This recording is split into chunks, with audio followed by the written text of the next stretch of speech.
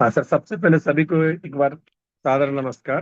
तो आज जो हम डायबिटीज के बारे में बात कर रहे हैं, तो सामान्य तौर पे डायबिटीज एक मैंने हजारों साल से बीमारी का है, और आयुर्वेद में भी इसका नाम मधुमेह के नाम से आता है।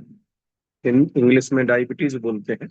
मधुमेह का अर्थ के जैसे शहद का मेह मतलब पानी बहना, मेघ यानी बादल, या जिसमें लगातार शरीर से शुगर निकलती चली जाए, उसको मधुमेह बोलते हैं।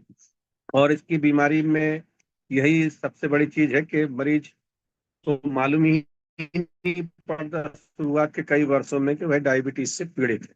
और जब ये बीमारी का थोड़ा ऊपर जब आ जाती है, जब मरीज को लगता है कि मैं खूब खा रहा हूँ, खूब भूख लग रही है, खूब प्यास लग रही है, मगर इसके बाद भी मैं कमजोर होता जा रहा हूँ, मेरे शरीर में ताकत कम होती चली जा रही है, तो फिर वो चिंतित होकर के फिर जब किसी डॉक्टर के पास पहुंचता है, तो सामान्य तौर पे एक बार और हमने बात की थी, जब किसी व्यक्ति का खान भी ठीक हो, उस बाद भी यदि उसका वजन कम हो रहा है, तो तीन ही बीमारियों के बारे में सामान्य तौर पर दिमाग में आता है डॉक्टर्स के। एक आता है ब्लड शुगर से मालूम पड़ती है, होता है हाइपर थायराइडिज्म वाले होता है, और एक होता है ट्यूबरकुलोसिस, सामान्य तौर पर टीबी बोलते हैं। और चौथा रेयर काज में रहता है ट्यूमर या कैंसर, जिसमें मरीज का, मगर चूंकि कैंसर को इसलिए हम लोग इसमें इंक्लूड नहीं करते हैं कि कैंसर में वजन कम होता है, मगर उस टाइम भूख प्यास भी मर जाती है। पर ये तीन बीमारी ऐसी हैं कि जिसमें कि भूख आमतौर से ज्यादा लगती है, प्यास भी ज्यादा लगती है, पेशाब भी बार बार आती है। डायबिटीज में तीन कार्डिनल साइंस कहलाते हैं सामान्य तौर पे, व्यक्तियों को मालूम होना चाहिए। पॉलीयूरिया, पॉलीडिप्सिया, पॉलीफेजिया, ये थ्री पीस बोलते हैं। पॉलीयूरिया का मतलब पेशाब बार बार आना, पॉलीडिप्सिया का मतलब बहुत ज्यादा प्यास लगना, और पॉलीफेजिया मतलब बार बार खाना खा लेना, फिर भूख लग जाना, फिर खाना खाना, फिर पुनः भूख लग जाना। तो ये तीन पीस जो रहते हैं, पॉलीयूरिया, पॉलीडिप्सिया, पॉलीफेजिया। और फिर उसके बाद चौथा है वीकनेस, यानी दिन पे दिन मरीज खाते पीते हुए भी मेरे शरीर में वीकनेस आने की संभावनाएं बढ़ती चली जाती हैं।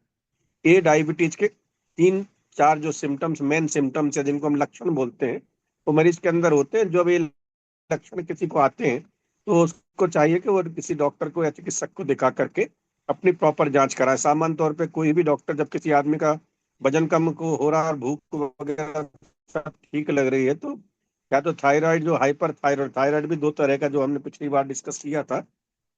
एक हाइपोथायरॉयडिज्म होता है जिसमें मोटे होने वाला मरीज को मोटा होने लगता है, और एक हाइपर थायरॉयडिज्म होता है जिसमें दिन पे दिन वजन कम होता चला जाता है। तो एक थायराइड के बारे में व्यक्ति क्या सोचता है डॉक्टर। दूसरा रहता है डायबिटीज, इसमें ब्लड शुगर जो है, सामान्य तौर पर ब्लड शुगर 80 से 120 खानिट होती है, और खाना खाने के बाद जो है वो करीब 180 के अंदर होना चाहिए सामान्य तौर पे। शुगर का एक रहता है कि इतनी शुगर यदि है, खाली पेट यदि 120 के अंदर है, तो भी ऐसे तो आप धीरे धीरे रिड्यूस करते जा रहे हैं, 60 से 70 से 100 करते चले जा रहे हैं, मगर उस सब के बजाय क्रूड में ये रखना चाहिए कि खाली पेट 80 से 120, और भोजन करने के बाद 180 के अंदर सामान्य तौर पे यदि शुगर रहती है, तो ये सामान्य शुगर है। और यदि इसके ऊपर जाती है, तो इस डायबिटीज के लक्षण हो सकते हैं। तो डायबिटीज मुख्यतः दो प्रकार की होती है, और डायबिटीज का होने का कारण होता है जो पेंक्रियास शरीर में रहता है, वो पेंक्रियास से ही आइलेट्स करके बीटा सेल्स होती है, आइलेट्स ऑफ लैंगर बोलते हैं, जहाँ से कि इंसुलिन सीक्रेट होता है। कि किसी कारण से यदि इंसुलिन सीक्रेट कम होना शुरू हो जाए, या इंसुलिन का सीक्रेशन बिल्कुल ही बंद हो जाए, या ऐसी कोई बीमारी हो जाए कि जो प्रॉपर तरीके से इंसुलिन को रिलीज नहीं होने दे, तो इस तरह की चीजों में डायबिटीज होने की संभावना बढ़ जाती है। और जो नवजात बच्चे होते हैं जो पैदा होने के साथ, जिनको हम सुने बचपन से ही डायबिटीज है, तो उसको हम टाइप 1 डायबिटीज या जुवेनाइल डायबिटीज बोलते हैं, जिसमें कि उनको लाइफ लॉन्ग इंसुलिन लेने की जरूरत पड़ती है। क्योंकि इन बच्चों के अंदर जो है कुछ बीमारी, ऑटो इम्यून बीमारी बोलते हैं, इससे हमारा शरीर हमारे ही ऑर्गन्स को रिएक्ट करने लगता है, इसको ऑटो इम्यून डिसऑर्डर बोलते हैं। जिसमें हमने पिछली बार हार्मोन्स के जब बीमारियां चली थी, हमने एसएलई, पॉलीनाइट्रेट नोडोसा, बहुत सारी चीजों के बारे में बात की थी। तो जब ऑटो इम्यून डिस्ट्रक्शन यदि पेंक्रियाज का हो जाता है, तो बीटा सेल से कोई इंसुलिन प्रोडक्शन बिल्कुल भी नहीं हुआ, तो उनको लाइफ लॉन्ग इंसुलिन थेरेपी चलती है। और इसका अर्थ ही यही है, तो जो है कि इनको टाइप 1 डायबिटीज या जुवेनाइल डायबिटीज तो बोलते हैं, और इनको लाइफ लॉन्ग इंसुलिन लेना है। दूसरा जो सामान्य तौर पर मैच्योरिटी ऑनसेट डायबिटीज एमओडी या टाइप 2 डायबिटीज जिसको हम बोलते हैं, उसमें नॉन इंसुलिन डिपेंडेंट होते हैं, मतलब इसमें इंसुलिन की सामान्य तौर पर जरूरत नहीं होती है। और जो ओरल मेडिसिन होती हैं, खास करके दवाइयाँ जो रहती हैं, उनको देते हैं। उन दवाइयों का रोल जो रहता है, ये सभी लोग इस चीज को गौर से सुने कि जो हम डायबिटीज की ओरल हाइपोग्लाइसेमिक ड्रग्स देते हैं, उनका एज सच खुद डायरेक्ट कोई शुगर करने में कोई रोल नहीं रहता है। उनका काम रहता है कि जो आपके शरीर में पेंक्रियाज है और उसमें जो सेल्स है, तो उनको जाके उन सेल्स को जाके स्टिमुलेट करना कि यहाँ पे शुगर जो है इसको हमको इंसुलिन जो है रिलीज करें। हिंदुस्तान जो है दुनिया की इस टाइम डायबिटीज का देश बना हुआ है। यहाँ करीब 25% दुनिया के डायबिटिक पेशेंट्स रहते हैं, मतलब यूँ समझ ले हर 4 व्यक्ति में एक पेशेंट डायबिटिक या प्री डायबिटिक है।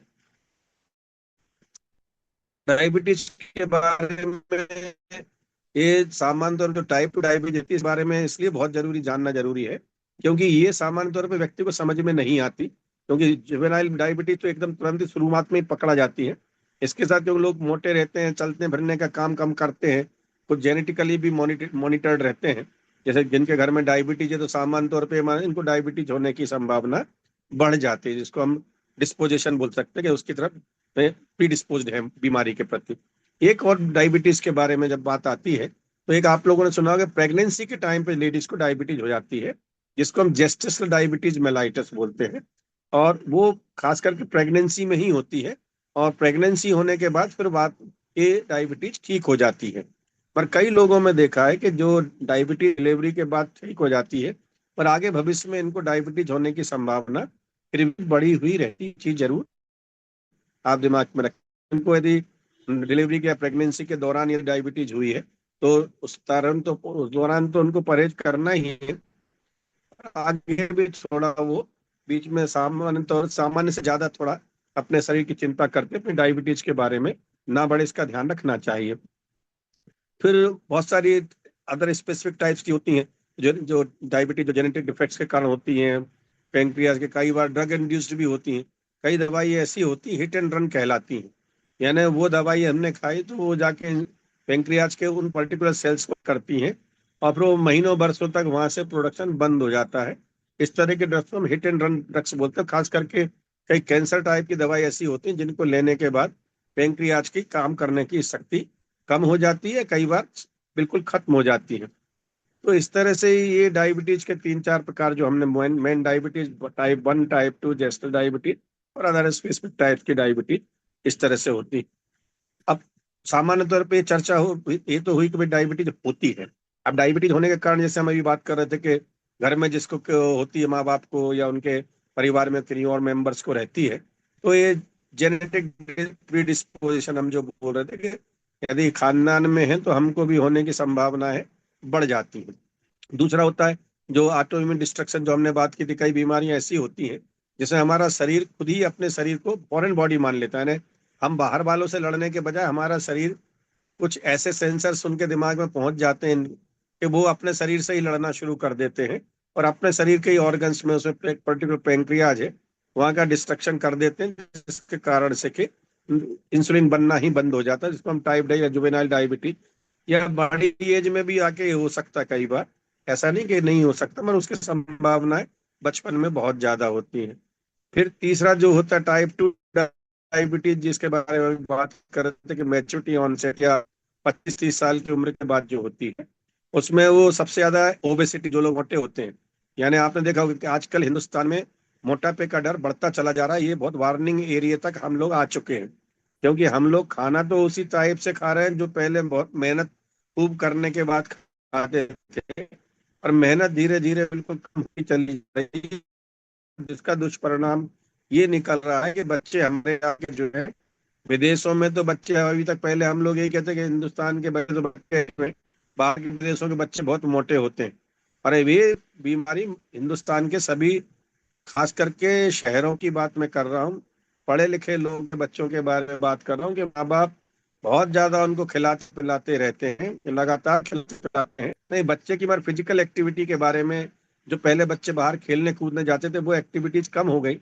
बट भोजन पानी उसी तरह से और न्यूट्रिशियस डाइट चलती चली जा रही है। इस कारण ओबेसिटी बढ़ती चली जाए बच्चों में। बड़ों की ओबेसिटी से ज्यादा खतरा बच्चों की ओबेसिटी में, इस चीज का हम सब लोग ध्यान रखें तो बेहतर है। और उसके कारण वही है कि ओबेसिटी का कारण वही है, खान पान हमारा खूब अच्छा चल रहा है, हमारा फिजिकल एक्टिविटीज दिन पे दिन कम होती चली जा रही है।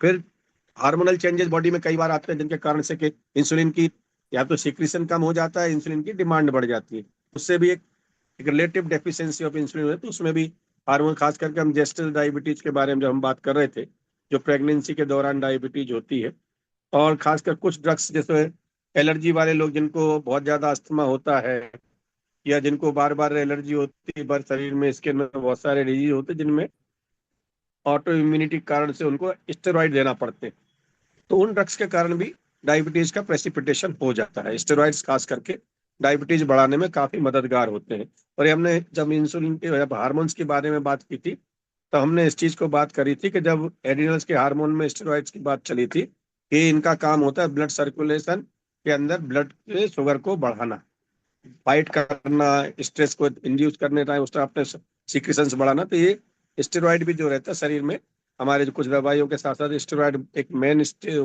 मतलब एक मुख्य ड्रग होती है, जिससे डायबिटीज मरीज को होने की संभावना हो जाती है। और आप देखिए जैसे जैसे कई बार स्टेरॉइड कम करते चले जाते हैं तो डायबिटीज भी धीरे धीरे कंट्रोल हो जाती है। अब ये तो हो गया कि डायबिटीज क्या, उसके कारण क्या, उसके पैथोफिजियोलॉजी के बारे में हमने अभी तो शुरुआत में डिस्कस किया था कि इंसुलिन यदि नहीं होगी तो ग्लूकोज जो है सेल्स के अंदर नहीं पहुंच सकता, और जब सेल्स में नहीं पहुंचेगा तो ब्लड सर्कुलेशन में बना रहेगा, तो इसको हम हाइपर ग्लाइसीमिया बोलते हैं। तो ब्लड में हाई शुगर लेवल जो बना रहता है, इसीलिए रहता है। अब दूसरा रहता है कि इंसुलिन तो प्रेजेंट है, कई बार सेल्स ही रेसिस्टेंट हो गई हैं, तो वो ग्लूकोज का अपटेक ही नहीं कर पाने, इंसुलिन मौजूद है बट सेल रिफ्रैक्टरी हो गई, कि सेल्स के अंदर इंसुलिन के साथ जो है अंदर आना चाहिए, तो इंसुलिन को और शुगर को आने को अपने नहीं दे रही, तो डिक्रीज ग्लूकोज अपटेक हो जाता है, उसमें भी ब्लड में सर्कुलेशन बना रहेगा। और पेशाब में भी फिर जो हम कहते हैं ना, यूरिन शुगर चेक कर लें, यूरिन में भी जा रही है, यूरिन में शुगर 1+2+3+4+, इस तरह से जो है ग्लाइकोसूरिया जिसको हम बोलते हैं, यूरिन के अंदर जब ग्लूकोज आने लगता है, और सेल्स जो है शरीर कमजोर होता चला जाता है, स्टारवेशन, यानी ग्लूकोज है बट सेल्स के अंदर नहीं पहुंच रहा, तो भूखे, जैसे हम भूखे मरते हैं कमजोर हो जाते हैं उनमें, तो जिसको हम लोग cellular deprivation of the insulin के कारण से सेलुलर स्टारवेशन यानी भूखे मरने की नौबत आ जाती है। तो सिम्टम्स के बारे में जैसे हमने 3 P's कार्डियल साइंस बोले थे, पॉलीयूरिया, पॉलीफेजिया और वेट लॉस। और खास करके वेट लॉस जो है टाइप 1 डायबिटीज में होता है, जो बच्चों को डायबिटीज होती है, उनमें बच्चे बिल्कुल लीन एंड थिन, बिल्कुल दुबले पतले, काफी शरीर में उनका कमजोर रहता है। टाइप 2 वालों को हमेशा ज्यादातर सामान्य तौर पे उनकी हेल्थ ठीक रहती है, कई बार वो मोटापे के भी शिकार होते हैं। इसके अलावा थकान होती है, और कई बार जो है लोगों को ये सब सिम्टम्स ना देखते हुए कई बार वो मरीज की कंप्लेंट होती है, सर हमारा चश्मा बार बार बदल जा रहा है, हमें आंखों से साहब कभी सही दिखता है, कभी वही चश्मा हमें फिट नहीं हो रहा है। तो ये मैं आपको बता दूं कि डायबिटीज वाले जिनकी खास करके डायबिटीज कई वर्ष हो जाते हैं चलते हुए, तो डायबिटिक रेटिनोपैथी एक अपने आप में बीमारी होती है।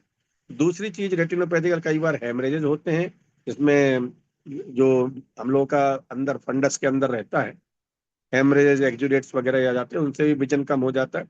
पर जो सबसे बड़ी चीज जो रहती है, यदि ये सब हेमरेज एक्जुडेट्स तो ये बाद वाली स्टेज, शुरुआती दौर में कई बार चश्मे का नंबर बदलने का कारण के साहब कल तक ये नंबर था फिर बदल गया, तो डॉक्टर उनको ये बोलता नहीं यही नंबर चलने दें। कारण क्या रहता है कि जब हमारे शरीर में शुगर ज्यादा होती है तो वो पानी को खींचती है, और जब शुगर कम होती है तो पानी को अंदर की तरफ खींचती है। तो इसमें जो जो हमारा लेंस रहता है, ये हमेशा सोखता है और छोड़ता है पानी।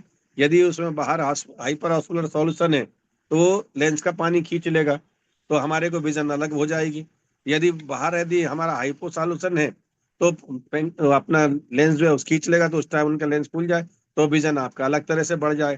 तो वही चश्मा जो सामान्य तौर पे देखने में हेल्प करता है, वो कई बार नंबर आपको ये लगता है कि इस चश्मे से हमें सही नहीं किया, डॉक्टर ने चश्मा गलत बनाया है। डॉक्टर ने चश्मा गलत नहीं बना, हमारी शुगर जो अप एंड डाउन हो रही है उसके कारण से हमारे ब्लड विजन या चश्मे का नंबर बार बार होता है। कई बार डायबिटीज के मरीजों के इस पे भी शक होता है कि छोटा सा कोई फोड़ा फुंसी हुआ और फिर वो ठीक नहीं हो रहा है, तो उससे ये समझ में आ जाता है यार कहीं ना कहीं कुछ प्रॉब्लम है। इतने दिन तो समय नहीं लगना था, चोट लगती 2 दिन में ठीक हो जाती, 4 दिन में नहीं ठीक हो रही, तो फिर उनका शुगर की जांच कराने में मालूम पड़ता है कि मरीज को शुगर की बीमारी निकल आई है। तो अब ये तो चूंकि सामान्य तौर पे सिम्टम्स हो गए, पैथोफिजियोलॉजी जो हम बात कर रहे थे, एटियोलॉजी हो गई, इंट्रोडक्शन हो गया, कॉम्प्लिकेशंस और थोड़े से 2 मिनट में चर्चा करके फिर हम इसको ओपन सभी के लिए कर लेंगे। एक एक्यूट में तो हाइपोग्लाइसीमिया जो सबसे खतरनाक डायबिटीज वाले मरीजों के लिए जो खतरा रहता है, जीवन को खतरा होता है, वो शुगर लो होने से होता है। जब हमारी दवाइयाँ कुछ ज्यादा डोज हो जाए, चाहे वो ओरल जो हमारी गोलियों के रूप में हो या वो इंजेक्शन इंसुलिन वगैरह के रूप में हो, यदि जरूरत से ज्यादा शरीर में यदि दवाई चली जाती है तो एक्स्ट्रा इंसुलिन जो है सीक्रेट होता है, उससे के जो ब्लड के अंदर जो ब्लड के अंदर ग्लूकोज बहता रहता है, वो सेल्स में ज्यादा पहुंच जाता है और ब्लड के सर्कुलेशन में जितना शुगर है वो कम हो जाती है। तो मरीज को कई बार जो है एकदम हाइपोग्लाइसीमिया के लक्षण होने लगते हैं। तो उसमें हाइपोग्लाइसीमिया के लक्षण में सामान्य तौर पे जो है एकदम आदमी को समझ में नहीं आता है, और वो सबसे पहला जो मरीज को रहता है कि भाई मेरे को जो है कि थोड़े चक्कर से आ रहे हैं। तो उनने कहा भाई चक्कर क्यों आ रहे हैं, तो उनने कहा नहीं कुछ समझ में नहीं आया, जब से दवाई की गोली खा रहे हैं तब से थोड़ा चक्कर आना शुरू हो जाते हैं। चक्कर आने के बाद उनने मुंह सूखता है हमारा, दिल तेज तेज धड़कने लगता है। तो ये जब उनने लोगों को लगा कि भाई आखिर ऐसा क्यों हो रहा है, तो उन्होंने फिर शक हुआ कि भाई आप डायबिटीज की तो नहीं, उन्होंने कहा हाँ डायबिटीज है। इसलिए डायबिटीज वाले मरीजों को आजकल ये कहा जाता है कि आप अपने साथ सबसे बड़ी चीज अपने आई कार्ड अपने जेब में रखिएगा, जिसमें आपका नाम हो, आपका ब्लड ग्रुप हो, आपकी शुगर का कितनी क्या शुगर रहती है, कौन सी दवाइयाँ आप ले रहे हैं, यदि इंसुलिन ले रहे हैं तो कितना ले रहे हैं, या नहीं भी तो मैं इतना ये रहा है कि मैं डायबिटिक हूँ, मेरी यदि शुगर कम हो जाती है तो कृपया करके मेरे को 1-2 चम्मच शुगर भी यदि हो सके तो अपने एक प्लास्टिक की पॉलिथीन में 2-3 चम्मच शक्कर भी अपने जेब में रखें। ये प्रिकॉशंस बहुत जरूरी हैं, इसलिए जरूरी हैं कि डायबिटीज वाले मरीज हाइपरग्लाइसीमिया, पहले भी हमने बोला था जीवन को खतरा नहीं होता है, बट हाइपोग्लाइसीमिया में मरीज घबराहट बढ़ते बढ़ते कम होते होते कई बार शुगर 40, 45, 50, 30 तक, कई बार लोग 10-10, 15-15 मात्र शुगर बचती है जो होना चाहिए सामान्य तौर पर 120, तो मरीज कोमा में आता है। और कोमा के साथ साथ मरीज कई बार कन्वल्जन शुरू हो जाते हैं। और ये चीज कई बार आप देखिए हॉस्पिटल में, खासकर जो ज्यादा इंसुलिन के ऊपर डिपेंडेंट या जिनको इंसुलिन ज्यादा शुरू कर दी जाती है, उन मरीजों का हमने देखा है कि उनको हाइपोग्लाइसीमिया के चांसेस बहुत ज्यादा रहते हैं। वो जबकि न्यूअर ड्रग्स भी आ चुकी हैं, सब कुछ हो गया है, इसके बाद भी हम लोग ये देख रहे हैं कि डायबिटीज जो है कभी भी उनको खतरा शुगर लो होने का होता रहता है और रिकरेंट भर्ती होने की नौबत आती है। तो उन सबसे एक रिक्वेस्ट है कि अपने डायबिटीज को बहुत ज्यादा कंट्रोल करने के बजाय, यानी हम बिल्कुल मिलीग्राम के अंदर जो बात करते हैं कई बार के 70 ही हो या 120 से ऊपर ना जाए, कई लोग साइकिक हो जाते हैं इस तरह की चीज सोचने के लिए, नहीं नहीं मेरी 100 हो गई, मतलब शुगर बढ़ गई है। तो इस चीज को मैं फिर यह रिपीट कर रहा हूँ कि डायबिटीज एक लाइफ लॉन्ग डिजीज है, ये कंट्रोल होती है, मगर इसको बहुत ज्यादा घबरा करके इसको नहीं फेस करना है। हमको ये सोचना चाहिए कि एक बीमारी है तो उस बीमारी को हम कंट्रोल करें, और कंट्रोल करने में इस चीज का विशेष ध्यान है कि ओवर कंट्रोल ना हो जाए और अंडर कंट्रोल भी ना हो। अंडर कंट्रोल से मतलब ऐसा भी नहीं शुगर हमेशा 250-300 बनी रहे और हम कहें नहीं वो तो डॉक्टर साहब ने बोला है शुगर बहुत ज्यादा चिंता नहीं करना। मेरा कहने का मतलब है कि यदि आपकी शुगर खाली पेट 120 तक भी है तो घबराए ना एकदम, उसके लिए एकदम ओवरडोज नहीं करें, दवाई बढ़ाए ना। और यदि 180 के अंदर भी खाने के बाद आ रही तो उसी दवाई के मेंटेन करें, और साथ में एक्सरसाइज वगैरह, घूमना फिरना है, हमारी जो एक्टिविटीज हैं उनको बढ़ाएं, योगासन प्राणायाम जो हम बार बार बात करते हैं उस हिसाब से, और खाने में अपने खुराक थोड़ा कम करके थोड़ा उसको, और इस पिछली बार सर आपको याद होगा मनोहर दवे साहब के इंटरमीडियंट फास्टिंग की बात आई थी, और अभी हम इस सत्र में या अगले सत्र में इंटरमीडियंट फास्टिंग के बारे में हम बहुत ज्यादा बात करना चाहेंगे। तो इस तरह से डायबिटीज के बारे में सबसे जो सिम्टम सबसे पहले जो आए थे, इस हिसाब से हमको मालूम पड़ता है कि भाई बीमारी आखिर हमें क्यों चिंता होती है कि हमें डायबिटीज को एक कंट्रोल के अंदर क्यों रखना है, उसका कारण वही रहता है।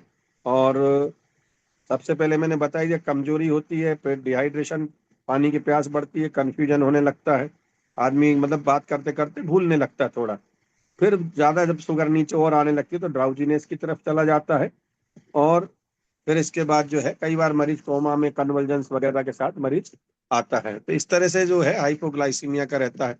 इसके अलावा हाइपरग्लाइसीमिया भी एक बीमारी होती है।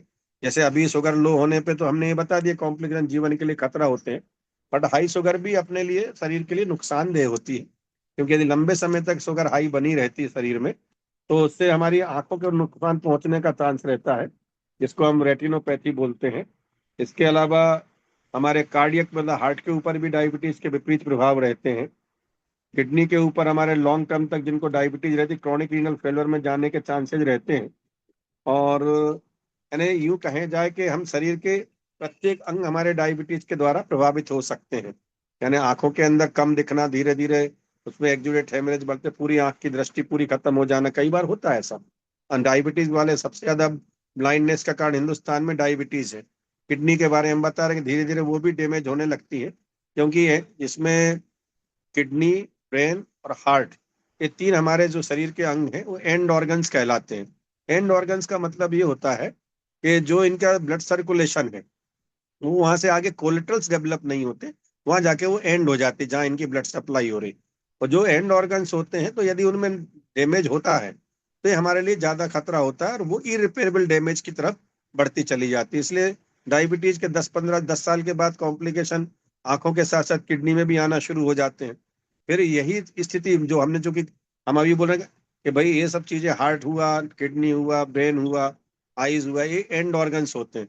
तो जब हमारे दिमाग को यदि ब्लड सप्लाई इस तरह से शुगर लगातार यदि जाती रहती है, ज्यादा बढ़ी रहती है, तो न्यूरोपैथी या नर्व डैमेज होने लगता है, जिससे हमारे सोचने समझने की क्षमता कम होने लगती है, और कई बार मरीज डिमेंशिया में जाने लगता है। सेनाइल डिमेंशिया तो होता है बुढ़ापे में जाके, और अर्ली एज में डिमेंशिया का एक बहुत बड़ा कारण डायबिटीज है, या डायबिटीज का कंट्रोल नहीं होना प्रॉपर, वो भी होता है। कार्डियोवेस्कुलर डिजीज, हार्ट के बारे में हमने बता ही दिया है। इन मरीजों को हार्ट अटैक की संभावना बढ़ जाती है। और एक चीज आप लोगों ने कई बार सुना होगा, silent MI, silent heart attack. Diabetes के जो मरीज रहते हैं उनमें साइलेंट एमआई जिसको हम बोलते हैं, उनमें मरीज को सिम्टम्स नहीं आते और मरीज को हार्ट अटैक हो जाता है, और जब ईसीजी करते हैं तो उसमें सिम्टम्स आ जाते हैं। कई बार मरीज को महसूस नहीं होता, जो इस तरह सामान्य तौर पे हार्ट अटैक के जो दर्द वाले लक्षण, सीने में फटना, दर्द होना, ये सब ना होते हुए मरीज को सिंपल घबराहट हो रही, पसीने आ रहे हैं, तो हम लोग जब ईसीजी करते हैं तो उसके अंदर एमआई या हार्ट अटैक के चेंजेस निकल आते हैं। इसके अलावा ब्रेन के अंदर भी जैसे डिमेंशिया के साथ लकवे लगने की संभावना इसलिए बढ़ जाती है, कई बार ब्लड सर्कुलेशन कम होती है, इश्कीमिया के साथ साथ कई बार इन्फाक्शन भी हो जाता है, कई बार हेमरेज के साथ, क्योंकि बहुत सारे एन्यूरिज्म या ब्लड वेसल्स जो है कमजोर हो जाती है, उसके कारण ब्लड वेसल्स जो है लीक कर जाती है, तो हेमरेज के चांसेस भी। तो इस तरह से कार्डियोवेस्कुलर डिजीज में कार्डियक भी और साथ में वेस्कुलर डिजीज भी जो होता है। इसके अलावा आपने सुना होगा कई लोगों को पैरों में अल्सर हो जाते हैं और नहीं ठीक होता, आगे बढ़ता चला जाता है, और यदि उसकी केयर ना की जाए, कई बार पंजा काटने की या एंकल से तक काटने की, कई बार पैर काटने की नौबत आ जाती है। उसका कारण वही रहता है कि जो फुट अल्सर्स वगैरह जो रहते हैं जब एक बार बनते हैं तो चूंकि शुगर ज्यादा होने के कारण से उनमें इन्फेक्शन जल्दी आता है। शुगर एक अच्छा मीडियम होता है बीमारियों को पकड़ने के, कल्चर मीडिया जैसे अपन बोलते हैं, शुगर मीडिया है जो शक्कर पे चीटियां लग जाती है, वैसे तो यूं समझ लें कि उसमें बीमारियां भी, मतलब जो शरीर में डायबिटीज या शुगर जब ज्यादा होती है तो उसके अंदर हमारे सब लक्षण जो बढ़ते चले जाते हैं। और जख्म जब भरता नहीं तब तो फिर डायबिटीज के बारे में वो मान नहीं लिया जाता, कि क्योंकि उनका ब्लड सर्कुलेशन भी उस एरिया का कम हो जाता है, सूजन आने लगती है। तो इस तरह से मेन जो शरीर के जो ऑर्गन्स होते हैं उनमें इस तरह से रहते हैं। बाकी तो फिर कॉम्प्लिकेशंस के बारे में अभी हम जब दूसरे या तीसरे दौर में बात करेंगे तब उसके बारे में बात करेंगे। और चूंकि इस स्तर तक अपन आने के बाद एक थोड़ा सा मैनेजमेंट के बारे में, तो एक तो लाइफ स्टाइल मॉडिफिकेशन जो मैं हमेशा हर हर बार जब भी मैं चर्चा करता हूँ तो मैं लाइफ स्टाइल मॉडिफिकेशन के बारे में हमेशा बात करता हूँ, क्योंकि जब तक हम अपनी डाइट को प्रॉपर नहीं बनाएंगे जिसमें low sugar high fibre diet हो, रेगुलर एक्सरसाइज हम जब तक नहीं करेंगे, अपने वेट को कंट्रोल नहीं करेंगे, तब तक हम डायबिटीज की गोलियां कितने ही खा ले, पर हमारे शरीर की एक्टिविटीज भी हमको बढ़ाना तो पड़ेंगी। मेडिकेशन में अभी बात चली रही थी कि जिनको जुवेनाइल डायबिटीज या टाइप 1, उनको इंसुलिन ही देना है। टाइप 2 वालों को हम जो जब मुंह से खुराक देते हैं दवाई के, जिसको एंटी डायबिटिक ड्रग्स बोलते हैं, उसमें आज बहुत तरह के मतलब कैफेटेरिया अप्रोच जिसको बोलते हैं, जब हम कॉफी हाउस में जाते हैं तो हमारे पास एक रख दिया था कि आप फोल्डर के आपको क्या चाहिए। ऐसे आजकल दवाइयों के बारे में 50 तरह की डायबिटीज की दवाइयां हैं, जो पहले से चली आ रही दवाइयों से कम साइड इफेक्ट्स के साथ हैं और इफेक्टिव ज्यादा है। तो इस तरह से बहुत सारी दवाइयाँ होती हैं। इसके बाद ब्लड शुगर की मॉनिटरिंग करी जाती है। इसका मतलब कि ब्लड शुगर बीच बीच में, जुवेनाइल डायबिटीज वाले को तो ज़्यादा टेस्ट करना पड़ता है क्योंकि उनका हाइपोग्लाइसीमिया के चांस रहते हैं। टाइप 2 डायबिटीज या जिनकी डायबिटीज, तो उनको भी चाहिए कि हर 10-5 दिन में अपनी शुगर की जांच नियमित रूप से करवा लें। और 3 महीने में जो HbA1c कहलाता है, तो 3 से 6 महीने का एवरेज शुगर बताता है कि 3 महीने या 6 महीने में अपनी ये जांच करा लें, जिससे कि 3 महीने का आपके बैकग्राउंड मिल जाता है कि एवरेज शुगर आपकी 3 महीने में लगातार इतने लेवल पे रही। तो इस तरह से सब चीजें मैंने जहाँ तक अभी सामान्य तौर पे डायबिटीज, उसके लक्षण और उनके कॉम्प्लिकेशन, हाइपोग्लाइसीमिया के कारण, और जो हाइपर ऑस्मोलर वाला जो रहता है, यानी शुगर बहुत ज्यादा बढ़ जाए तो वो भी उसमें शरीर के अंदर जो है डिहाइड्रेशन डेवलप हो जाता है। मरीज के अंदर एकदम जो कमजोरी, बहुत ज्यादा एक्सट्रीम स्तर की कमजोरी हो जाती है। और मरीज को इलेक्ट्रोलाइट्स वगैरह की जो है एकदम कमी हो जाती है। और सीजर्स वगैरह इस तरह के कोमा के चांसेस बहुत ज़्यादा रहते हैं। और उसमें ब्लड ग्लूकोज सामान्यतः 600 से 1000 के बीच में होती है। और उसमें यदि सीरम ऑस्मोलेट्री जो रहती है उसको चेक करें तो वो 320 मिली ऑस्मोल पर किलोग्राम से ऊपर पहुंच जाती है। पीएच भी जो है वो बढ़ जाती है, और बाइकार्बोनेट्स भी बढ़ जाते हैं। इस तरह से कीटोन्स वगैरह के, अच्छा डायबिटिक कीटोएसिस भी एक कॉम्प्लिकेशन होता है, जो खास करके जुवेनाइल डायबिटीज वाले मरीजों को ज्यादा होता है। पर होने को एक मॉडरेट मैच्योरिटी ऑनसेट डायबिटीज या मॉडरेट ऑनसेट डायबिटीज जिसको हम बोलते हैं, उसमें भी हो सकता है। तो इस तरह से मैंने डायबिटीज के ऊपर अपना वक्तव्य कंप्लीट किया। अब इसके बारे में house is open for the questions and answer, या जो भी आप कुछ चीज पूछना चाहें उस चीज के बारे में मैं बताने के लिए तैयार। डॉक्टर साहब, आजकल ये HB1AC नाम का एक टेस्ट आया है, पहले तो नहीं होता था। ये यस। क्या है और इससे कैसे महसूस करते हैं, ये कैसे काम करता है और क्या नहीं सर, इसकी रेंज एक्चुअली, है? जी हाँ सर, इसका एक्चुअली HbA1c जो रहता है वो हमारे शरीर को हीमोग्लोबिन के साथ जो शुगर का एक कॉम्बिनेशन होता है HbA1c, वो मतलब हम्म, ब्लड पैथोलॉजी लैब में जांचा जाता है। और इससे 3 महीने की एवरेज ब्लड शुगर कितना लेवल पर है, यानी इसको हम मीन लेवल बोल सकते हैं कि भाई इतनी शुगर एक सामान्य तौर पे खून में लगातार बहती रही है। तो उससे जो है HbA1c के बारे में मालूम पड़ता है कि मरीज की डायबिटीज कंट्रोल है, पुअर कंट्रोल है, अच्छी कंट्रोल है, या बिल्कुल कंट्रोल नहीं है, या आदमी को HbA1c बिल्कुल नॉर्मल है, डायबिटीज की तरफ फेवर में नहीं जा रहा है। तो वो सामान्य तौर पर 5.5 से लेकर के 10-12 तक जाता है। यदि 5.5 या 6.5 तक है तो डायबिटीज आपकी कंट्रोल में है। 5.5 के नीचे तो डायबिटीज होती ही नहीं है, मान के चलते हैं। 5.5 से 6.5-7 तक तो डायबिटीज आपकी ठीक कंट्रोल है, उसके ऊपर है तो मॉडरेट कंट्रोल है। और यदि 10 के ऊपर जा रही है तो ये मान के चलते हैं कि पुअर कंट्रोल है। और उसमें एवरेज ब्लड शुगर जो 3 माह की रहेगी वो करीब 300, 350 के ऊपर ही जाएगी। और इसमें 5.5 से 6.5 के बीच में ये 150, 200, 250, 205, 210, तो ये एक इंडिकेटर है कि आपका 3 महीने का सामान्य तौर पर शुगर आपके शरीर में कितनी रहती है। तो इसको इंडिकेटर, क्रॉनिक इंडिकेटर बोलते हैं। क्रॉनिक डायबिटीज का क्या स्टेटस रहा लगातार पिछले 3 माह का। अच्छा डॉक्टर साहब, एक और छोटा सा प्रश्न कई बार आता है, जब हम लोग फास्टिंग शुगर कराना चाहते हैं जी। तो कितनी देर की फास्टिंग होना चाहिए? मतलब रात में कब खाना खाया और फिर सुबह कब होना चाहिए ये फास्टिंग शुगर सामान्य के लिए? तौर पे कितना? फास्टिंग जो है, सामान्य तौर पे तो हम लोग सर प्लीज, बारह ये से किसी पंद्रह का घंटे का गैप मानते हैं। वीडियो चल रहा है, प्लीज किसी के यहाँ साउंड पे आवाज आ रही है, थोड़ा सा देख लें किसकी आवाज है। जी जी डॉक्टर साहब। तो सर सामान्य तौर पे फास्टिंग जो होना चाहिए, प्रॉपर फास्टिंग जिसको हम बोलते हैं, वो जी करीब 12 घंटे, 10 से 12 घंटे मिनिमम फास्टिंग तो होना चाहिए। अब जी जी। रात के यदि 12-2 बजे आपने खाना खाया और सुबह फास्टिंग कर रहे हैं तो आपकी फॉल्स रिपोर्टिंग होगी, वो हमेशा बड़ी हुई आएगी। ओके ठीक है, सो क्योंकि 10 से 12 फास्टिंग का घंटे अर्थ का है कि गैप होना शाम को आपका खाना था, सुबह 8 बजे, 6 बजे, कम से कम 10 से 12 घंटे का गैप फास्टिंग ब्लड शुगर के लिए होना जरूरी है। चाहिए। Thank you. हाँ। और खाना खाने के बाद की भी जो पोस्ट प्रेंडियल शुगर हम लोग करते हैं, वो भी करीब खाना खाने के 1.5 से 2 घंटे के बाद होना चाहिए। जी जी उसका भी जरूरी 1.5 से 2 घंटे के बाद, 1.5 से 2 बीच में बात करेंगे तो शुगर डेफिनेटली ज्यादा, बहुत ज्यादा आएगी। जो खाना तुरंत ब्लड सर्कुलेशन में एब्जॉर्ब होने के बाद शुगर बढ़ी हुई रहती है, धीरे धीरे वो 1 घंटे 1.5 घंटे के अंदर धीरे धीरे कम होते होते एक एवरेज लेवल जो है, इसलिए उसको 1.5 से 2 घंटे के बीच में पोस्ट प्रेंडियल शुगर जो है, खाने के बाद की शुगर जांच की जाती है। और बाकी ओके। टाइम पे जो भी करते हैं तो रैंडम ब्लड शुगर कहलाती है, आरबीएस बोलते हैं उसको। एक FBS fasting blood sugar, PPBS post prandial blood, और वो random blood sugar. Okay, thank you doctor. Doctor साहब नमस्कार, मेरा नाम बीके तिवारी है, इंदौर से हूं मैं। मेरा एक प्रश्न है कि कई कई कई जो डायबिटिक पर्सन होते हैं, कई बार उनका वेट बहुत ज्यादा बढ़ा हुआ होता है, लेकिन कुछ डायबिटिक पेशेंट ऐसे भी रहते हैं जिनका वेट बहुत कम हो रहा होता है, लगातार कम हो रहा होता है, तो ऐसा क्यों होता है? सर वो डायबिटीज का वही वाली बात आ जाती है।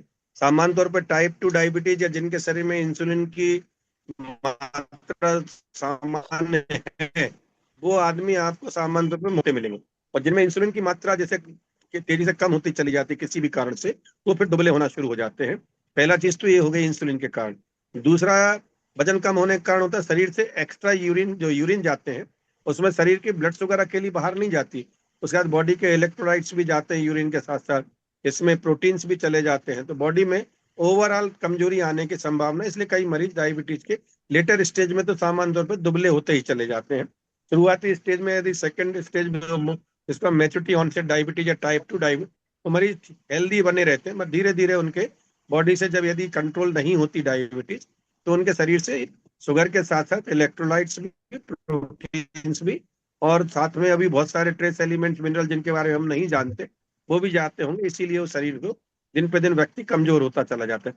खास करके बहुत सारे ज्यादातर मरीज जो है डायबिटीज के दुबले होने लगते हैं सर, ये सामान्य तौर पे नियम रहता है। और जुवेनाइल वाले तो जी। बिल्कुल दुबले पतले सूखे ही मिलेंगे क्योंकि उनको पैदाइशी इंसुलिन की डेफिशिएंसी होती है सर। कभी कभी डॉक्टर साहब मॉर्निंग शुगर ज्यादा क्यों आती है, मतलब नॉर्मल की तुलना में? सर एक बहुत अच्छा प्रश्न है। ये मॉर्निंग रिबाउंड फिनोमिना एक शब्द होता है सर। यानी आपकी डायबिटीज यदि ओवर कंट्रोल आप कर रहे हैं या ज्यादा आपने डोज ले लिया है, तो कई बार शरीर के अंदर अपनी इस तरह से बॉडी चलती है, शरीर के सिग्नल शरीर को आपस में भेजो। अभी न्यूरो की बात चल रही थी। जब शरीर में यदि डायबिटीज आपकी 12-2 बजे के आसपास यदि काफी कम हो जाती है, तो न्यूरो जो है वो दिमाग को सेंसेशन भेजता है कि शुगर काफी कम हो गई है, इसको, शरीर को शुगर की जरूरत है। तो वहां से तुरंत के तुरंत एक डिक्टेट होता है, स्टेरॉइड्स वगैरह, वहां से कॉर्टिसोल वगैरह सीक्रेशन होता है, जिसके कारण से कि फिर वो बॉडी की जो डिफेंस फिनोमिना है वो एक्टिव होकर के शुगर को, ये सीडो शुगर बढ़ जाती है। तो ये सीडो शुगर कहलाएगी ना, हाई जो शुगर सुबह खाली पेट तो बढ़ी हुई आ रही है, वो एक्चुअल शुगर नहीं है, वो चूंकि बॉडी की रिएक्शन है, उसको हाइपोग्लाइसीमिया, जान जाने के खतरे से बचाने में, वो जो शुगर बढ़ती है दैट इज रिएक्टिव शुगर, या रिएक्टिव हाइपरग्लाइसीमिया रिएक्टिव कहलाएगा वो। It is not the original hypoglycaemia या नॉर्मल ग्लाइसीमिया। तो ऐसा बहुत सारे चीजें होते हैं। मॉर्निंग डिप्स जो होती हैं उस टाइम पे शुगर बढ़ने के चांसेस सुबह के टाइम बढ़ जाते हैं, ऐसा। हाँ नमस्कार डॉक्टर साहब। नमस्कार सर। हाँ डॉक्टर साहब, मेरे को लगभग 15-16 साल से डायबिटीज़ है, और अभी और कई टाइम से मेरे HbA1c जो थी वो 6 के करीब रहती थी, 6-6.5 के बीच में। बहुत अच्छी है, कंट्रोल है सर। तो अभी मैंने जो करवाई है जून महीने में, वो 5.3 आ गई है।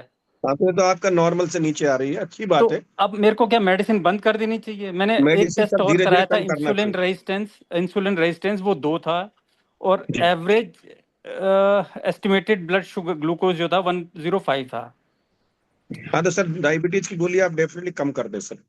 मैं टेलीग्लिप्टिन और मेटफॉर्मिन लेता हूँ। मेटफॉर्मिन 500 जी, और रात में 1000। नहीं तो आप मेटफॉर्मिन और ग्लिमिप्राइड जो आपका कॉम्बिनेशन ले रहे हैं, तो हाँ रात वाली 1000 वाले को भी 500 कर दे, क्योंकि अभी सर जो सर ने, अभी मनोहर दुबे साहब ने जो बात की थी, रिएक्टिव हाइपरग्लाइसीमिया, यानी हाँ शुगर एक्चुअली लो हो रही है रात में सोते समय, क्योंकि फास्टिंग एक लंबे समय तक होती है, और उसके बाद जो है शुगर बढ़ाने का कारण शरीर, भगवान ने या शरीर को ऐसा सिस्टम बनाया है कि जब भी शरीर के अंदर कुछ भी हो तो शरीर सोते में भी, शरीर के हमारे सभी अंग काम करते रहते हैं, और उसके कारण से तो रात वाला डोज तो वैसे भी डायबिटीज की गोलियों का हम लोग कम रखते हैं, क्योंकि हमारा वैसे ही फास्टिंग हो जाती है लंबी। दिन में दवाई का डोज सुबह के टाइम ज्यादा ली जाती है, क्योंकि दिन भर हमारा एक्टिव रहते हैं, काम करने के लिए हमें ज्यादा ताकत की, एनर्जी की जरूरत होती है। और शाम के बाद हमारे शरीर को रेस्ट की ज्यादा जरूरत है, रेस्ट में शुगर की डिमांड भी कम हो जाती है। तो एक कंसेप्ट जो है थोड़ा सा इसको बदल लीजिए।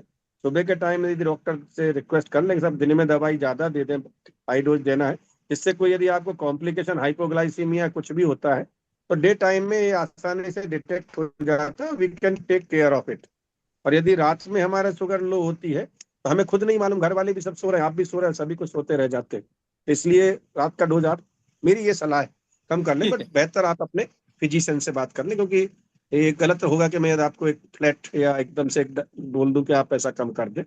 तो आपके डॉक्टर को आप अपनी ये चीज बता दें कि ऐसा सुनने में आया है, तो हमें क्या करना चाहिए। हमारा HbA1c जब इतना ज्यादा कंट्रोल अच्छे से आ गया है तो शुगर 105 आ रही, मतलब ये नॉर्मल पे आ चुके हैं, डेफिनेटली इंसुलिन या डायबिटीज की गोलियां हैं, इनको कम करना बनती है सामान्य तौर पर, एज ए रूल मतलब।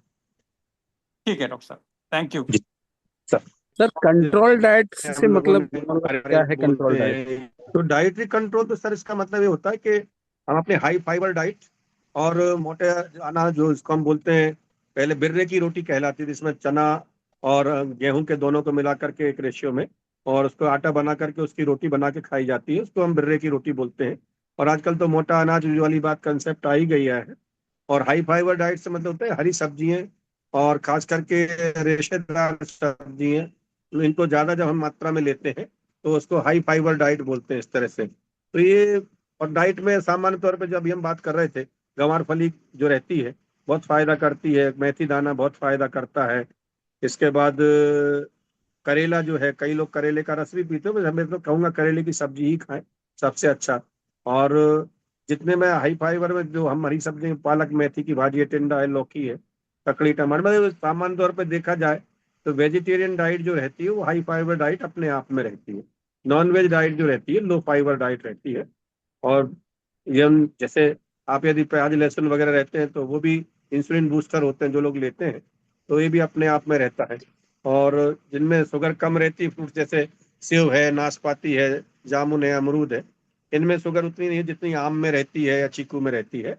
तो कम शुगर वाले जो फ्रूट्स लेते हैं उनके खाने में पानी जो है काफी पिए, 8 से 10 गिलास के आसपास दिन भर में पिए। चावल खाने का निषेध नहीं है, चावल भी शरीर के लिए उतना ही जरूरी जितना गेहूं जरूरी है या हरी सब्जियां जरूरी है, पर चावल को थोड़ा कम मात्रा में खाएं।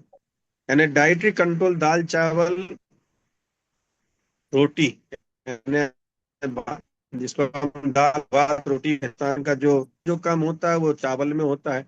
जो गेहूं और चावलों जो डेफिशिएंट है, जो विटामिन, वो सर उसमें एसेंशियल एमाइनो एसिड जिनको हम बोलते हैं, वो दाल में होता है। ये बड़ा एक प्रकृति का विचित्र चीज है कि हम ये नहीं कह सकते कि इसको खा के हमारा काम चलेगा। हमें कुल मिला के जब कंप्लीट डाइट की बात करेंगे, दाल रोटी चावल या दाल रोटी भात, जो गांव में बचपन से चला आया है कि भैया खाना के साथ दाल रोटी, पहले आदमी 2-3 रोटी खा लेगा, फिर थोड़ा सा चावल जरूर से चलता है, और उस चावल में थोड़ा सा घी भी डाला जाता है। तो देखा जाए तो कंप्लीट डाइट अपने आप में प्रकृति ने बना दी है कि दाल, आप पहले रोटी सब्जी खा रहे हैं, दाल दाल सब्जी रोटी, उसके बाद आप चावल खा रहे हैं, चावल में थोड़ा घी भी डाल रहे हैं, रोटी में भी घी लगा रहे हैं। तो आपके शरीर के जितने घी की जरूरत है, जितनी प्रोटीन्स की जरूरत है, जितनी फाइबर्स की जरूरत है, वो हमको पूरी मात्रा में मिल जाता है। और डायबिटीज वाले मरीजों का मेरा फिर निवेदन है कि एक बार इंटरमिटेंट फास्टिंग के बारे में वो जरूर से थोड़ा सा एक बार चाहें तो वेबसाइट पे जा करके या जो इंटरनेट पे आजकल वो रहता है उसके बारे में थोड़ा सा जानकारी लें। क्योंकि जो पहले एक सर कंसेप्ट था, पहले यदि आपको याद हो दुबे सर, कि डायबिटीज वाला आदमी सुबह नाश्ता लेता था थोड़ा, फिर 2 घंटे बाद कुछ खा लिया, फिर 2 घंटे बाद कुछ खा लिया, इस तरह से करते करते वो दिन भर में करीब 10 बार खाना खाता था, और फिर भी उसकी डायबिटीज कंट्रोल नहीं हो पाती थी। और ये कंसेप्ट था कि थोड़ा थोड़ा खाएंगे तो हमारी शुगर नहीं बढ़ेगी, जबकि ऐसा कुछ नहीं है। बॉडी में शुगर 24 घंटे एब्जॉर्ब होती है, मगर जब हम खाना खाते हैं तो ज्यादा इकट्ठा खाते हैं, तो वो इस टाइम पूरी बॉडी के एक्शन, पूरे ब्लड सर्कुलेशन जो है सारे। एक चीज, एक अच्छी बात है, यदि 2 मिनट में आप देखते हो सर, जितने भी एग्रीमेंट या जितने भी देशों के बीच में समझौते होते हैं वो डिनर पार्टी के साथ होते हैं। आप कहीं भी देख लें, लंच के बाद या डिनर के बाद होते हैं। और यदि होशियार व्यक्ति होगा तो लंच के पहले या डिनर के पहले एग्रीमेंट साइन करेगा, फिर लंच और डिनर लेगा। क्योंकि लंच और डिनर जब आदमी लेता है तो दिमाग का ब्लड सर्कुलेशन, पूरी बॉडी के सर्कुलेशन, तो स्प्लिंग सर्कुलेशन, जिसको हम हाथों की तरफ बोलते हैं, तो पेट की तरफ सर्कुलेशन चला जाता है। तो खाना खाने के बाद आदमी का दिमाग काम नहीं करता है थोड़ा उतने अलर्टनेस के साथ। इसलिए बड़े लोग जब एग्रीमेंट करते हैं तो खाना खिला के, भरपेट खाना खिला के उसके बाद कागज सामने रखते हैं, तो आदमी सीधा चिड़िया बना था, छोड़ो यार थक गया, खा पी लिया, वो होता है। इसलिए अलर्टनेस जो रहती है, भूखे पेट ज्यादा रहती है खाना खाने के बाद। खाने का एक, जिसको बोलते हैं खाने का नशा होता है। खाना खा लो तो आदमी को थोड़ा सा अ, आराम करने की इच्छा होती है, थोड़ा लेट जाए, थोड़ा अंगड़ाइयाँ लेगा। तो इसलिए ड्राइवर लोगों को आप देखिए, जब वो रात में गाड़ी चलाते हैं तो खाना नहीं खाते। नहीं साहब, मैं खाना नहीं खाऊं, मैं चाय पीता रहूंगा या गुटखा खाता रहूंगा। बाकी चाय गुटखा दोनों नुकसानदेह है, मैं ये नहीं कह रहा हूँ कि चाय गुटखा खा के रात्रि जागरण करें। पर कुल मिला के कहूँ कि वो इसलिए खाना नहीं खाते हैं कि दिमाग से जो ब्लड वगैरह पूरे पैरों का, हाथों का, दिमाग का सब ब्लड थोड़ा रिलेटिव सर्कुलेशन दिमाग की तरफ कम होकर के और हार्ट की तरफ भी कम हो जाता है और सीधा पेट की तरफ जाता है। क्योंकि उनको खाने को एब्जॉर्ब करना पड़ता है, क्योंकि खाने के साथ जो तत्व में वो ब्लड्स के ही द्वारा एब्जॉर्ब होते हैं। तो इसलिए जो भी सामान्य तौर पे कहते ना भैया, बहुत बड़ा डिनर पार्टी थी, सब एग्रीमेंट हुए देशों के बीच में समझौते हुए, तो उनका कारण यही है कि डिनर के बाद आदमी का जो है भैया साइन कराओ, फिर आराम से अपने अपने निकल लो। तो वो रहता है। यदि आप सचमुच में एक पढ़ लिख के एग्रीमेंट करना हो तो भूखे पेट करें।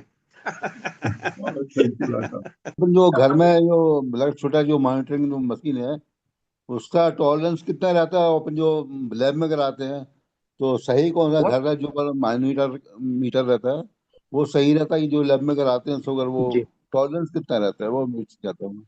नहीं नहीं, यहाँ पे ये मैं आपको बिल्कुल क्लियर करना चाहूँ, जो हम घर में जो ग्लूकोज मॉनिटर से चेक करते हैं वो भी उतने ही सही है जितना हम लैब पे जा करके करते हैं। 2-4-5% से ज्यादा कोई डिफरेंस नहीं होता सामान्य तौर पे। और ग्लूकोमीटर आपको एक फेयर रिपोर्ट देता है, मतलब कि आप बिल्कुल उसके बारे में कंफ्यूज ना हो। यदि कहीं आप ब्लड निकाल के कराते भी हैं तो उसमें 2-4-5-10 ब्लड शुगर का इधर उधर से ज्यादा फर्क नहीं पड़ता। इसलिए एवरेज जो है वो सही देते हैं, मतलब इसमें कहीं गलत नहीं।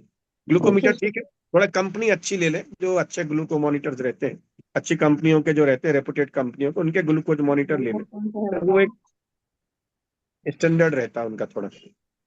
बाकी घर पे जो ग्लूकोज मॉनिटर जो आप कर रहे हो ठीक है, वो एक एक्सेप्टेबल है और वर्ल्ड वाइड एक्सेप्टेबल है। Thank you doctor. जय कुमार जी ने एक प्रश्न किया डॉक्टर साहब कि ये शुगर फास्टिंग क्या है, ब्लड शुगर फास्टिंग और इंसुलिन फास्टिंग क्या है? सर, इंसुलिन फास्टिंग जो है, इंसुलिन का लेवल बॉडी में देखा जाता है कि हाँ हाँ। फास्टिंग पे इंसुलिन का लेवल कितना है। और ब्लड शुगर मतलब ब्लड शुगर जो हम सामान्य तौर पर बात कर रहे हैं, तो हार्मोन का ओके। ऐसे करा जाता है, कई बार इंसुलिन रेसिस्टेंस देखने के लिए किया जाता है और इंसुलिन की हम्म। एक्टिविटी देखने के लिए कई बार फास्टिंग पे करा जाता है कि इनका कितना एक्टिविटी। इंसुलिन जी। हार्मोन्स की एक्टिविटी के लिए होता है। ओके ओके ओके, ठीक है। स्ट्रेस का क्या असर पड़ता है डायबिटीज पे? और दूसरा, क्या बीमारियों के टाइम पर भी हमारी शुगर बढ़ जाती है? कुछ बीमार हो गए, बुखार आ गई या कुछ और हो गया इस तरीके से? हाँ सर, जो स्ट्रेस के कारण जो डायबिटीज की बात है, ये नॉन एंटिटी है और वास्तविकता है। क्योंकि जब भी बॉडी में स्ट्रेस होती है तो इसमें कॉर्टिसोल वगैरह सीक्रेट होते हैं बॉडी के अंतर्गत। और जब कॉर्टिसोल सीक्रेट होते हैं तो उनका फाइट फ्लाइट और शुगर लेवल बढ़ाना, ये उनका उद्देश्य होता है। इस तरह से जब तनाव में होते हैं तो एड्रेनलिन सीक्रेशंस और कॉर्टिसोल सीक्रेशंस बढ़ते हैं। हम्म। इसलिए स्ट्रेस जब भी होगी डायबिटीज मरीज की बढ़ जाती है, शुगर लेवल हमेशा हाई की तरफ रहता है, ये वास्तविकता है। और दूसरा प्रश्न आपका था, क्या बीमारियां शरीर में होने पे डायबिटीज बढ़ती? तो हाँ, बिल्कुल सही है। जब भी शरीर में कोई बीमारी होती है तो हमारी इम्यूनिटी, बॉडी की इम्यूनिटी सिस्टम कम हो जाता है, कमजोर हो जाता है। और साथ में हमारे अपॉर्चुनिस्टिक जो बैक्टीरिया वायरस जो वातावरण में रहते हैं, वो जल्दी उसके ऊपर इफेक्ट करते हैं। और वैसे भी हमने कहा कि शुगर वो एक कल्चर मीडिया होता है अपने आप में बीमारी को अटैक करने के लिए। और जब कोई शरीर में बीमारी होती है तो हमारे शरीर का सिस्टम कमजोर होता है और इंसुलिन की जो जितना इंसुलिन बॉडी को रिएक्शन करने के लिए चाहिए इस ग्लूकोज को अंदर सेल्स में पहुंचाने की, उसकी मात्रा बीमारी के कारण थोड़ी कम हो जाती है। किसी भी बीमारी में शरीर में स्ट्रेस होने से, तो उसके कारण से इन्फेक्शन में शुगर होने की संभावना बढ़ जाती है। इसलिए ये बात सच है कि जब भी शरीर में कोई बीमारी या इन्फेक्शन आता है हमारी शुगर बढ़ती है, ये बिल्कुल सच है। दूसरा, जब भी बॉडी में स्ट्रेस वगैरह होती है तो शुगर बढ़ती है, यह भी उतना ही सच है, बिल्कुल सही है दोनों चीजें। इसलिए हम लोग कहते हैं कि अपने आप को योगासन और प्राणायाम के जो आप हमेशा कराते हैं, उसका कारण भी यही है कि हम अपने शरीर को इस तरह से, डायनेमिक को इस तरह से तैयार करें कि हम ज्यादा स्ट्रेस में ना जीते हुए हम हेल्दी एटमॉस्फेयर में, या हेल्दी इनर जो हमारा है उसको हम स्वस्थ और साफ सही रख सकें। थैंक यू डॉक्टर साहब। डॉक्टर साहब से मेरा एक रिक्वेस्ट है कि शुगर के फ्लक्चुएशन तो समय समय पे होते हैं, मेरे को भी 25 साल हो गए डायबिटिक को, ठीक है, दवाइयाँ भी चल रही हैं, इंसुलिन भी चल रहा है, पर मैं कभी कभी ऐसा फील होता है कि जैसे आम खा लिया जाए, तो क्या आम या अंगूर थोड़ा बहुत खा सकते हैं कि नहीं? खा लीजिए, डिफिकल्ट के खा लीजिएगा। हाँ जी, जिस साल से डायबिटीज कंट्रोल है ना, हाँ जी, आप समझो इस चीज को। जी जी, कभी कभी दिमाग को तनहा भी छोड़ दे, कहावत है, हाँ जी, थोड़ा सा खा ले, उससे अच्छा रहता है, स्वाद बना रहता है, हाँ जिंदगी जीने का मजा लीजिए। हाँ, एक अकेली कली से या 2 कली खाने से आम से इतनी शुगर नहीं बढ़ेगी जी जी, ना, 1-2-4 अंगूर खाने से कोई दिक्कत नहीं, हाँ, आराम से ले लें। तो और इवन आजकल तो कंसेप्ट है कि थोड़ा डायबिटिक मरीजों को 100 ग्राम के आसपास मीठे फल लेना चाहिए, जी जी जरूरी जी है। जी, तो कभी सेव फल तो ले लेते हैं, नाशपाती ले लेते हैं, है ना, नहीं, पर आम भी ले लें, अब कभी कभार एक आध कली आम भी ले लें, अंगूर भी ले लें, वो कोई दिक्कत नहीं है उसमें। अब ये अंगूर दोनों जब चीजें सेव फल लेने या फायदेमंद है, कुछ कहीं फल लेने दिक्कत जाते हैं तो एक आध 2 अंगूर उठा के खा लेते हैं, बस, सबसे ज्यादा नहीं। नहीं। ठीक है, दुकान पे काहे को खा रहा है, अपने घर पे भी लाके खा लो आप तो। अब ले आऊंगा ना घर पे, वाइफ कहती है, वाइफ ज्यादातर बाहर रहती है, वाइफ कहती है ये नहीं, कि खा अंगूर नहीं लाना लीजिएगा, तो कोई पूरे खा दिक्कत जाओगे, नहीं। तो नहीं लाते। चीकू नहीं लाते जी जी। तो ये था एक्चुअली। नहीं अब तो डॉक्टर साहब अब वही, 30 साल अब हो गए वाइफ मुझे को भी डायबिटिक सामने को। बिठा दो, उनको बता दो कि डॉक्टर साहब कह रहे हैं अब तो। अभी हाथ सुन रही है अब तो सामने आप बहुत बैठे, सब अच्छे सुन से रहे वेल मेंटेन्ड है सर, आपकी हैं। हाँ? डायबिटीज बहुत अच्छी कंट्रोल है।